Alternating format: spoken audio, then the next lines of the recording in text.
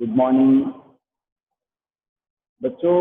बहुत खुशी की बात यह है कि जो 11th का जो हमारा सेशन है, जो 11th की क्लासेज है वो बहुत ही अच्छे से चल रही है और 10th तक की क्लासेज बहुत ही अच्छे से रन कर रही है।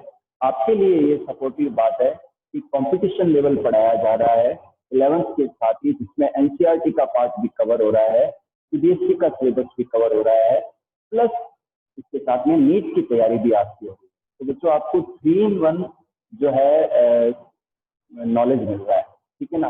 और प्लस हर चैप्टर के बाद में आपको जो सीट्स दी जा रही है उनको आप प्रैक्टिस कीजिए। तो मैं नो डाउट कह रहा हूँ आपका काफी सारा जो बेस है वो स्ट्रॉन्ग बन रहा है ना। तो आपके मेरा ऐसा मानना है कि जो 11th और 12th है वो नींव है, आपके लिए नींव है। तो ये नींव जितनी ज्यादा सुदृढ़ होगी, जितनी ज्यादा स्ट्रांग रहेगी, उसके ऊपर बनने वाली जो इमारत है, यानी कि इसके ऊपर बेस्ड जो आपका कैरियर है वो उतना ही ज्यादा बढ़िया रन करेगा। ओके बेटा, ये अपने जीवन की आपके लाइफ का टर्निंग पॉइंट होता है। 11th और 12th की जो क्लासेज हैं ये आपके लाइफ की टर्निंग पॉइंट है। इन्हीं में बच्चे गुंडे बन जाते हैं, बदमाश हो जाते हैं, और इसी में जो बच्चे हैं वो अपने कैरियर बना लेते हैं। तो ये आपकी पहली सीढ़ी है आपके कैरियर की। इसको आपने अच्छे से 2 साल निकाल लिया तो आपका आगे का कैरियर बड़ा ही शानदार रहेगा। ये मैं आपको गारंटीड कह रहा हूँ, ये आपकी लाइफ का टर्निंग पॉइंट है। ठीक है बेटा, इन 2 सालों को आप इतने अच्छे से तैयारी करो, इतने अच्छे से जियो, इतने अच्छे से पढ़ो आप कि आपका आगे का जो कैरियर का पार्ट है वो बहुत ही शानदार है। ठीक है ना बेटा, मेरी बात मानना और देखना, ये बिल्कुल राइट होगी आपके लिए। इसके अलावा आज की क्लासेस में थोड़ी नेटवर्क इशू आ रही है बच्चों की तरफ से। हमारे यहाँ ओके है, कोई वीडियो ब्लर नहीं है, आवाज में कोई दिक्कत नहीं है। हमारे यहाँ जो टेक्निकल टीम है उन्होंने भी चेक कर लिया, सर ने भी क्लास ज्वाइन करके देख लिया, कोई भी प्रॉब्लम नहीं आ रही है। ठीक है बेटा, तो अगर बाय द वे कोई दिक्कत आए तो आप क्लास में बने रहना, क्लास में छोड़ना और ध्यान से सुनते जाना। बच्चों इस चैप्टर का मोस्ट इंपॉर्टेंट टॉपिक हम करने जा रहे हैं सेकेंडरी ग्रोथ। बच्चों अब तक जो हम टॉपिक कर रहे थे वो प्राइमरी ग्रोथ से रिलेटेड भी थे कि प्लांट की लंबाई बढ़ना, प्लांट की शूट की लंबाई बढ़ना, प्लांट के रूट की लंबाई बढ़ना, this is the primary growth and it become possible due to the activity of apical meristem. जो प्राइमरी ग्रोथ होती है प्लांट में, प्लांट की जो लंबाई बढ़ती है, प्लांट के पार्ट्स की जो लंबाई बढ़ती है, that become possible due to the activity of apical meristematic tissue. Okay बेटा, आज हम जो टॉपिक छेड़ने जा रहे हैं वो सेकेंडरी ग्रोथ है, प्लांट की मोटाई बढ़ना, प्लांट की गर्थ इंक्रीज होना, that is the secondary growth. Okay बेटा, प्लांट की शूट की चौड़ाई बढ़ना, गर्थ इंक्रीज होना, प्लांट की रूट की गर्थ इंक्रीज होना, इसे हम क्या कहते हैं, सेकेंडरी ग्रोथ। बच्चों जो डाइकॉट प्लांट होते हैं, जो डाइकॉट स्टेम है, उनके अंदर सेकेंडरी ग्रोथ देखने को मिलती है, इनकी रूट के अंदर सेकेंडरी ग्रोथ देखने को मिलती है। ओके बेटा, तो मैं बता देता हूं सेकेंडरी ग्रोथ किन किन प्लांट में देखने को मिलती है। मोटाई बढ़ना, और मोटाई क्यों बढ़ती है, कैसे बढ़ती है, आज सारी पिक्चर क्लियर हो जाएगी आपके सामने। बच्चों डाइकॉट स्टेम और रूट के अंदर मोटाई बढ़ती है, गर्थ इंक्रीज होती है, सेकेंडरी ग्रोथ पाई जाती है। इसके अलावा जिम्नोस्पर्म प्लांट के अंदर सेकेंडरी ग्रोथ पाई जाती है, लेकिन बच्चों मोनोकोट प्लांट के अंदर सेकेंडरी ग्रोथ नहीं पाई जाती। कुछ एक एक्सेप्शन को छोड़ के सेकेंडरी ग्रोथ मोनोकोटिलिडन प्लांट में नहीं पाई जाती है। ओके बेटा,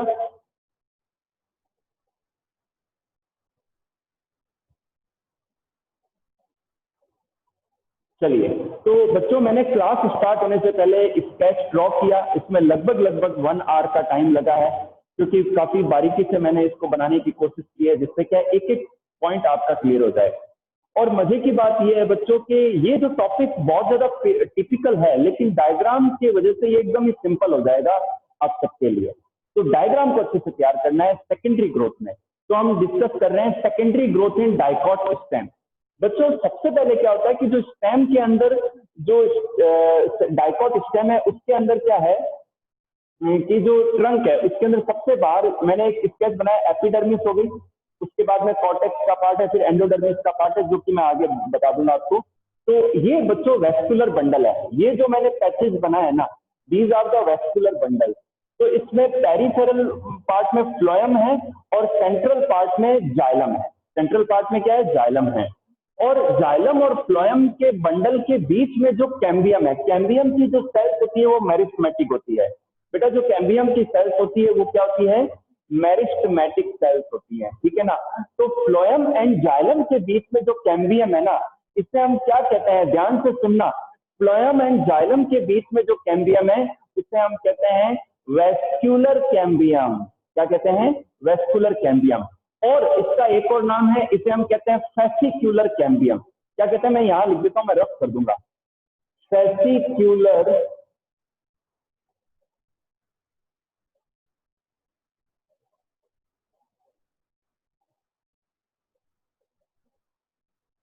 कैम्बियम, इसे हम क्या कहते हैं बेटा? हम फैसिक्यूलर कैम्बियम कहते हैं। ओके बेटा। अच्छा, एक चीज और, इसका एक और नाम है, वो है इंट्राफैसिक्यूलर कैम्बियम। जाइलम एंड फ्लोएम के बीच में जो कैम्बियम है उसे हम क्या कहते हैं? इंट्राफैसिक्यूलर कैम्बियम। ठीक है बेटा। चलिए, अब देखिए क्या होता है कि जब सेकेंडरी ग्रोथ होनी होती है तो उस समय क्या होता है कि इनकी जो मेडुलरी रेज है, ये जो मेडुलरी रेज है जो वेस्कुलर बंडल के बीच में है, तो इनकी जो सेल्स है वो मेरिस्टेमेटिक हो जाती है। इनकी जो सेल्स है क्या हो जाती है? मेरिस्टेमेटिक हो जाती है। और उनकी एक्टिविटी, उनके बार बार डिवीजन से क्या है, यहाँ पर एक और कैम्बियम बन जाता है। इनके बीच में क्या बन जाता है? एक और कैम्बियम बन जाता है। तो ये एक पूरी रिंग बन गई। ये क्यों पूरी क्या बन गई बेटा? एक पूरी रिंग बन गई कैम्बियम की। आपको पता है ये कैम्बियम की सेल्स मेरिस्टेमेटिक होती है। दोबारा सुन लीजिए, मेडुलरी रेज की जो सेल्स है उनमें मेरिस्टेमेटिक कैरेक्टर आने से क्या है कि वहां पर एक और रिंग बन जाती है। तो इस तरीके से कंप्लीट सर्कुलर रिंग बन जाती है, इस पूरी रिंग। ठीक है ना। तो ये कैम्बियम की रिंग है। ये क्या है? कैम्बियम रिंग है। ओके बेटा। अब देखिए, ये जो है, ये जो कैम्बियम है, इस कैम्बियम को हम क्या कहते हैं? इंटरफैसिक्यूलर कैम्बियम कहते हैं। क्या कहते हैं? जो वेस्कुलर बंडल के बीच में है, दिस इज कॉल्ड इंटरफैसिक्यूलर कैम्बियम। इसे हम क्या कहते हैं? इंटरफैसिक्यूलर कैम्बियम कहते हैं। ठीक है बेटा। अब क्या होता है कि सेकेंडरी ग्रोथ कैसे होती है कि ये जो कैम्बियम है, इस कैम्बियम की सेल्स की डिवीजन की वजह से बाहर की ओर और अंदर की ओर नई नई सेल्स बनती है, न्यू सेल्स बनती है, नई लेयर्स बनती है। अच्छा, जो सेंट्रल पार्ट है उसे पिच कहते हैं। स्टेम का जो सबसे सेंट्रल पार्ट है पिच कहते हैं। ठीक है ना। एक और चीज बच्चों, ये जो फ्लोएम और जाइलम है, तो ये जो पहले बना हुआ जाइलम है इसे हम कहते हैं प्राइमरी जाइलम। इसे हम क्या कहते हैं? प्राइमरी जाइलम कहते हैं। और पहले जो ये फ्लोएम बना है इसे हम कहते हैं प्राइमरी फ्लोएम। क्या कहते हैं? प्राइमरी फ्लोएम कहते हैं। अब देखिए आप,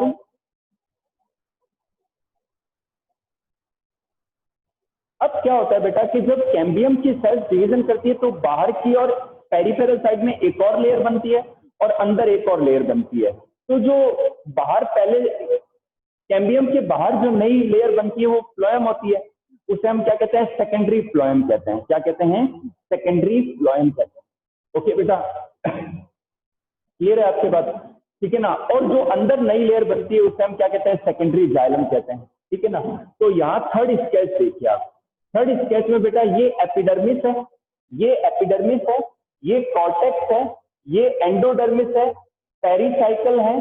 अब देखिए ये कैम्बियम है, ये जो डार्क लाइन मैंने कर रखी है ना, ये कैम्बियम है।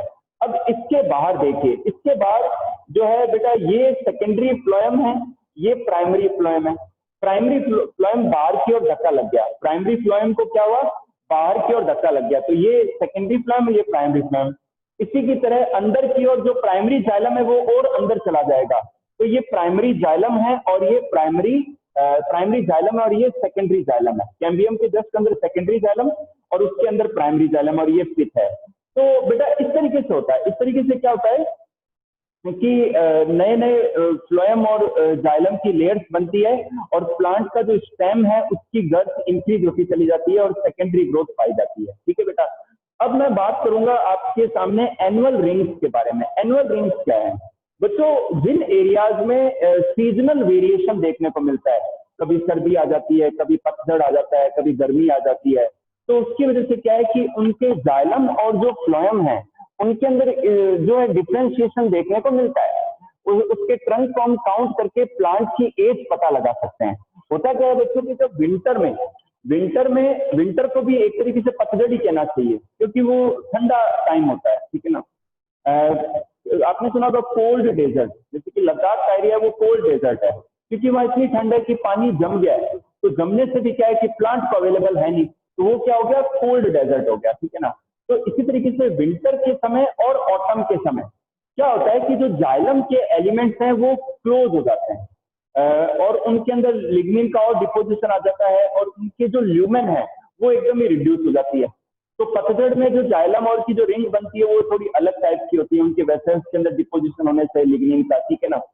यही जब स्प्रिंग का सीजन आता है, जब ठीक है ना, जो स्प्रिंग का मौसम आता है, तो उस समय क्या है कि एकदम मौसम बहुत अच्छा रहता है। तो उस समय क्या रहता है कि जाइलम के अंदर जो वेसल्स हैं, जो ट्रैकेट्स हैं, इनके अंदर लिग्निन का डिपोजिशन कम हो जाता है और जो ल्यूमेन है वो बड़ा हो जाता है। तो वहां पर जो रिंग बनती है वो अलग ही नजर आती है, ठीक है ना। तो इस तरीके से साल में इस तरीके से क्या है, एक पूरी रिंग बन जाती है जिसमें एक नया एक अलग जाइलम और एक अलग फ्लोएम देखने को मिलते हैं, ठीक है ना। तो इस तरीके से तो हर साल ऐसा होता है, जिन जिन देशों में, जिन जिन एरियाज के अंदर, जिन जिन रीजन्स के अंदर क्लाइमेटिक चेंजेस साल में देखने को मिलते हैं, तो पतझड़ में और विंटर में एक अलग लेयर अपन को नजर आती है, डार्क कलर की एक अलग ही लेयर नजर आती है। और जो स्प्रिंग का सीजन आता है, तो उस समय क्या है, एक अलग ही लेयर बनती है जाइलम वगैरह की, ठीक है ना। तो वो थोड़ी सी लाइट होती है, ठीक है ना, उसमें ल्यूमेन भी बड़ा होता है। तो इन्हें हम, इनको कंबाइनली हम एनुअल रिंग कहते हैं, इनको कंबाइनली हम क्या कहते हैं, एनुअल रिंग कहते हैं। तो किसी भी प्लांट के अंदर एनुअल रिंग्स को काउंट करके, एनुअल रिंग्स को आप काउंट करके उसकी एज का पता लगा सकते हो। लेकिन ध्यान रखना, ये एनुअल रिंग्स जैसे मुंबई है तो समुद्री एरिया के अंदर नहीं बनती, क्योंकि वहां साल भर एक जैसा मौसम रहता है, तो फिर जाइलम और फ्लोएम के अंदर ज्यादा कोई डिफ्रेंशिएशन और चेंजेस नहीं आते हैं, तो वहां पर आपको एनुअल रिंग्स देखने को नहीं मिलेगी, ठीक है। तो यहाँ बच्चों मैंने स्केच बनाया है और मैं लेबल कर देता हूँ जिससे आपको थोड़ा और समझ में आ जाए। ये तो होगी एपिडर्मिस,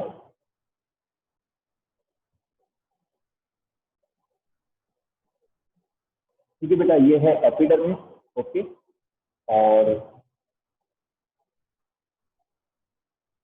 ये हो गया कॉर्टेक्स, ये हो गया कॉर्टेक्स, ठीक है बेटा। अब देखिए आप, ये हो गई एंडोडर्मिस,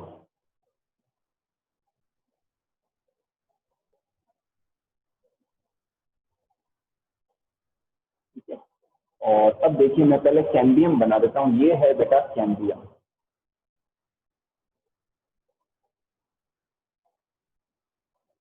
ठीक है ना। अब जैसे मैं रिंग बता रहा हूँ, ये जो फ्लोएम की रिंग है ये पहले साल बनी, फर्स्ट ईयर।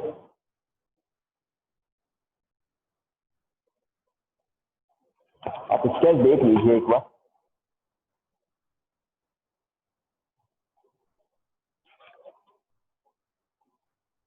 ठीक है ना। ये फर्स्ट ईयर में बनी, और ये जो रिंग है ये सेकेंड ईयर में,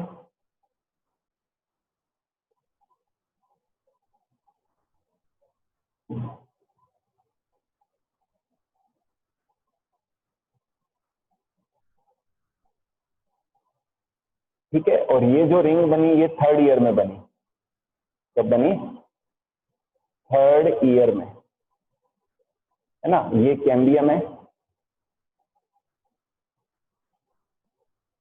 ओके, क्लियर है। इसी तरीके से जो जाइलम की रिंग है, तो ये जो रिंग है, सॉरी मैं यहां से बता देता हूँ, ये रिंग फर्स्ट ईयर में थी,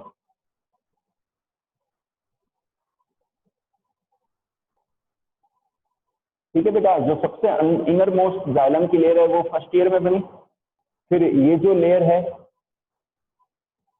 ये सेकेंड ईयर में बनी,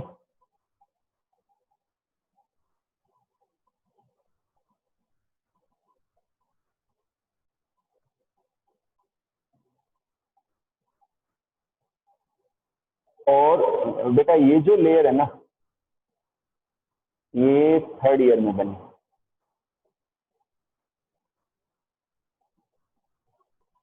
ये थर्ड ईयर में बनी, ठीक है ना बेटा।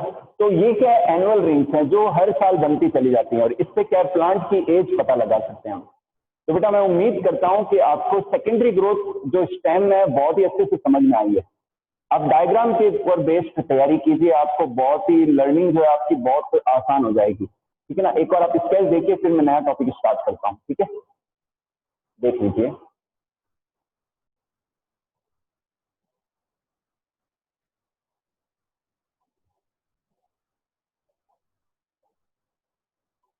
ठीक है बेटा, एक बार सारे हैंड रेज कर दीजिए अगर आपको ये टॉपिक क्लियर है।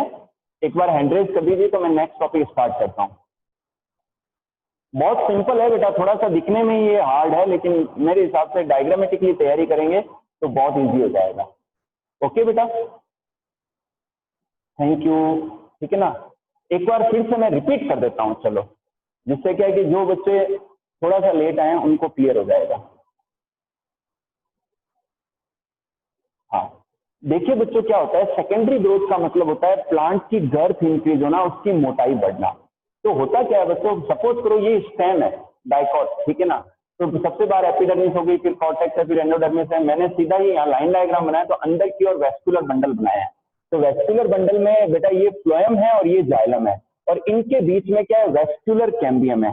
तो इनके बीच के कैम्बियम को वेस्कुलर कैम्बियम भी कहते हैं और इंट्राफेसिकुलर कैम्बियम भी कहते हैं। ठीक है बेटा, और सबसे सेंट्रल पार्ट में क्या है, पिथ है। अब क्या होता है कि इनके बीच की जो मेडुलरी लेज है, जो ये बीच के पार्ट है, तो इनकी सेल्स क्या हो जाती है, मेरिस्टेमेटिक हो जाती है और वो एक और रिंग बना लेती है। ठीक है ना, तो यहाँ पर ये रिंग कनेक्ट हो गई तो ये एक पूरी कंप्लीट कैम्बियम की रिंग बन गई। तो ये जो रिंग बनी है, ये जो कैम्बियम है, इसे हम कहते हैं इंटरफेसिकुलर कैम्बियम। क्या कहते हैं, इंटरफेसिकुलर कैम्बियम कहते हैं। इनको इंटरफेसिकुलर कैम्बियम कहते हैं। अब क्या होता है बेटा कि इस कैम्बियम की सेल्स मेरिस्टेमेटिक होने से इनमें डिवीजन होता है, तो बाहर की ओर नई लेयर्स बनती है और अंदर की ओर भी नई लेयर्स बनती है। तो इनिशियली जो जाइलम और फ्लोएम है, तो इनिशियल जाइलम को हम कहते हैं प्राइमरी जाइलम और फ्लोएम को कहते हैं प्राइमरी फ्लोएम।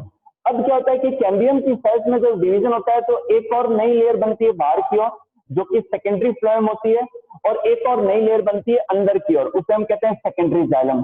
तो प्राइमरी जाइलम सेंट्रल पार्ट में धकेला जाता है, ठीक है ना, और ठीक है, और बाहर की ओर जो प्राइमरी फ्लोएम है वो बाहर की ओर धकेला जाता है। तो इस तरीके से क्या है, सेकेंडरी जाइलम और सेकेंडरी फ्लोएम बनते चले जाते हैं।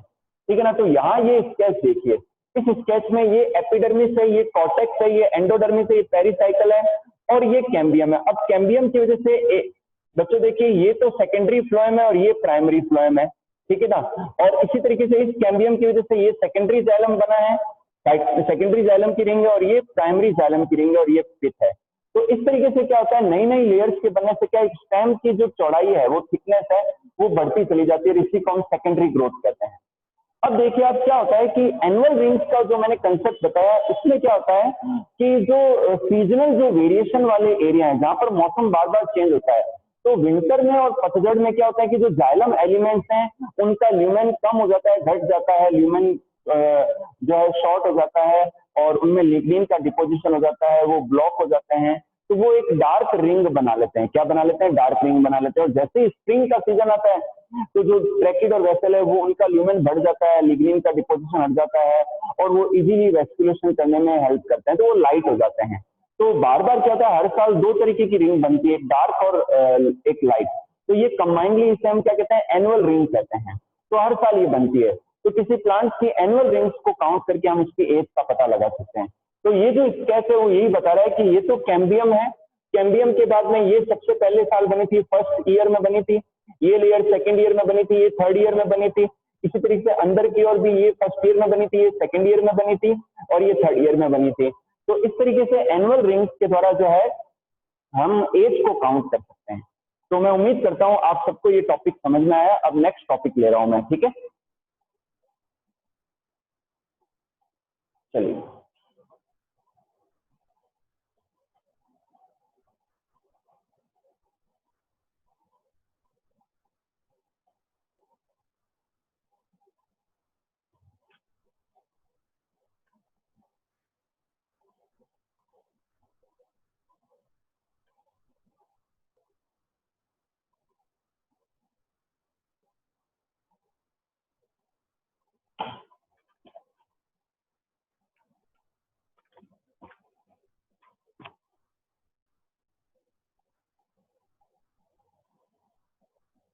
अब बेटा मैं टॉपिक बता रहा हूँ, एक तो बता रहा हूँ आपको heartwood.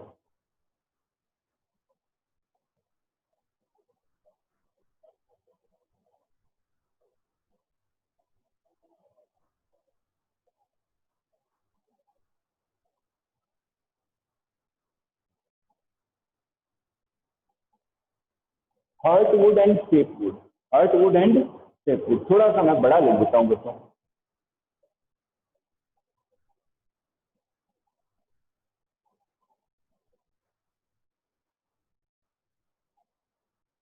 Heartwood and सेपवुड।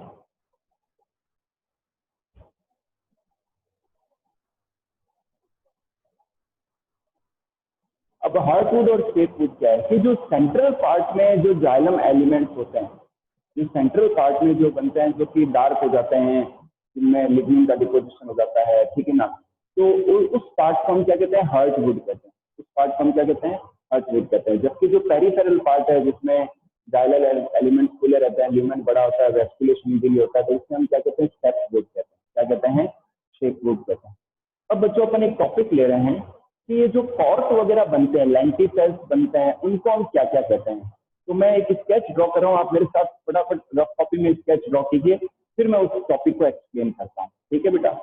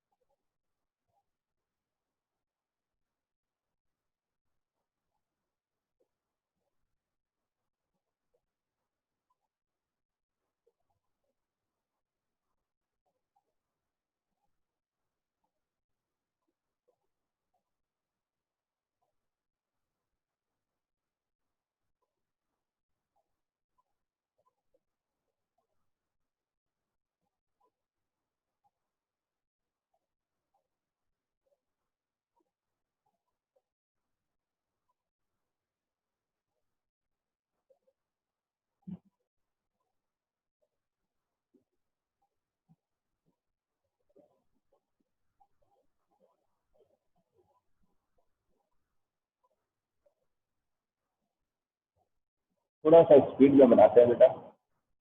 Cork, cork cambium हम डिस्कस करेंगे अभी। Cork, cork cambium and secondary cortex को डिस्कस करेंगे।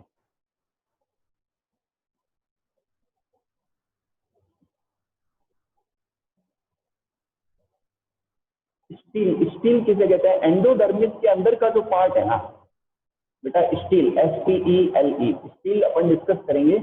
एंडोडर्मिस के अंदर के जितने भी पार्ट है वो कंबाइंडली स्टील कहलाता है। तो हम किसको डिस्कस कर रहे हैं अभी, एक्स्ट्रा स्टीलर, यानी कि स्टील के बाहर के पार्ट को डिस्कस कर रहे हैं। कॉर्टेक्स, एपिडर्मिस, इनके बारे में डिस्कशन करेंगे अभी इस स्टेज के through. Cork, cambium and secondary cortex को डिस्कस करेंगे। कॉर्क को कहते हैं फैलम, कॉर्क कैम्बियम को कहते हैं फैलोजन, और सेकेंडरी कॉर्टेक्स को कहते हैं फैलोडर्म।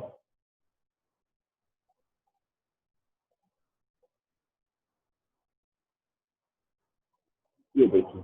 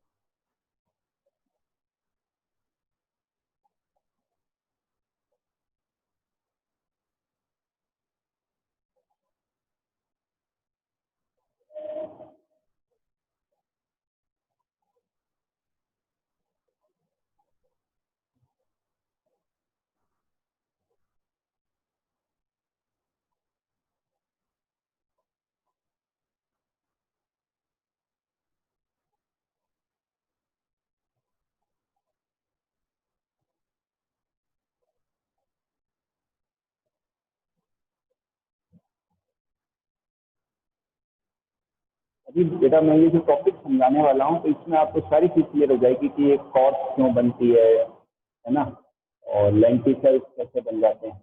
लेंटिसेल्स आपको पता ही है कि स्टेम ट्रंक के ऊपर जो छेद होते हैं इन्हें हम लेंटिसेल्स कहते हैं, जहाँ से गैसेस का एक्सचेंज होता है, वाटर का लॉस भी होता है। ठीक है ना, ठीक है। और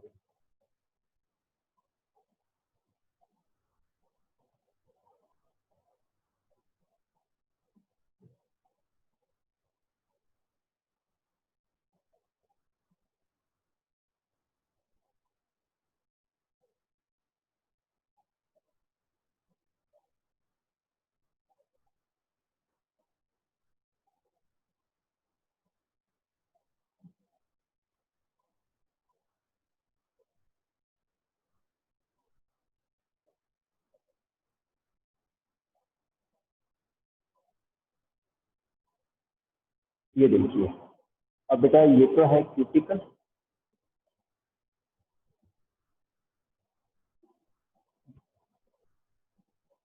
ये तो है बेटा क्यूटिकल।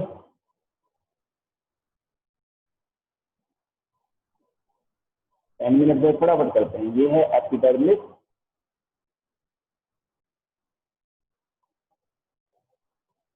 ठीक है बेटा। ये हो गया कॉर्क। कॉर्क को हम क्या कहते हैं? कॉर्क, कॉर्क और सैलम, सॉरी, कॉर्क और सैलम मोस्ट इंपॉर्टेंट ध्यान रखना है। ये हो गया बेटा कॉर्क कैम्बियम। क्या हो गया ये? Cork cambium, this is the cork cambium.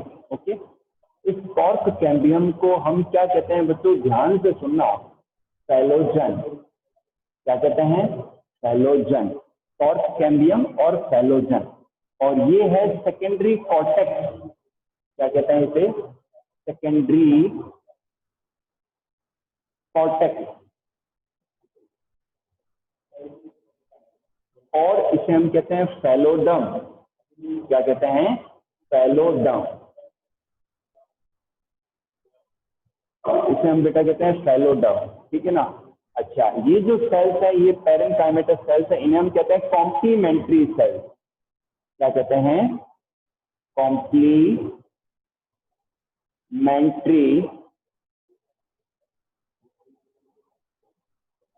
Sales, complementary sales कहते हैं, ठीक है बेटा। और ये जो छेद है यहाँ पर, इसे हम कहते हैं लेंटी सेल। क्या कहते हैं? Lenticel. अब ध्यान से सुनना बेटा, हम आप जब स्टेम, स्टेम की जो स्ट्रक्चर है, ठीक है, उसमें एपिडर्मिस होता है, हाइपोडर्मिस होता है, ठीक है ना, ठीक है। तो क्या होता है कि जो हाइपोडर्मिस की जो लेयर है, ठीक है ना, तो कई बार विशेष परिस्थितियों में वेस्कुलर कैम्बियम तो अलग पार्ट हो गया, वो कन्वर्ट हो जाता है वहां पर वो कॉर्क कैम्बियम के अंदर, इसमें कन्वर्ट हो जाता है कॉर्क, ठीक है ना। तो ये पार्ट हो गया, ठीक है।